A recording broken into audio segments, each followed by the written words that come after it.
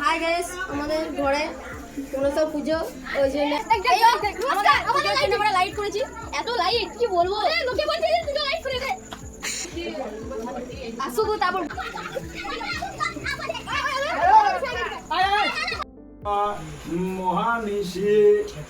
রাতটা তো খুব আনন্দ করে কাটানোর পর এবার পরের দিন সকালে গেছিলাম পুকুর দেখতে। মানে ভাইপোরা পুকুরে স্নান করতে গেছিলো আর আমাকে পুকুর দেখাতে নিয়ে গেছিলো।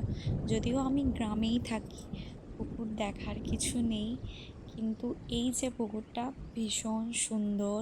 মানে আমি যতবারই এখানে আসি আমার খুব খুব খুব ভালো লাগে, কারণ জায়গাটা এত সুন্দর আর এত ঠান্ডা যে তোমরা দেখলেই বুঝতে পারবে যে এখানের পরিবেশটা ঠিক কেমন। মানে আমি মুখে বলছি, সামনে তো দেখতেই পাচ্ছ।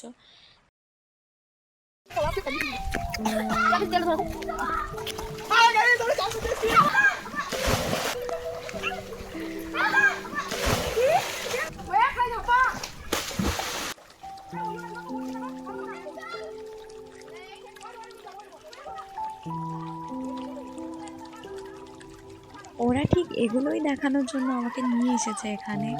তো ওরা এত আনন্দ করছে, আমারও দেখতে এত ভালো লাগছিল, মনে হচ্ছিল যে আমিও যদি ওদের সাথে ওখানে যেতে পারতাম। আর যদিও আমার পুকুরে একটু ভয়ই লাগে, কিন্তু ওদেরকে দেখে এত ভালো লাগছিল। আমি জানি ভিডিওটা দেখতে দেখতে অনেকেই ছোটোবেলার স্মৃতি মনে পড়বে। আর কারা কারা পুকুরে এভাবে স্নান করেছো ছোটোবেলায় কমেন্টে জানাবে।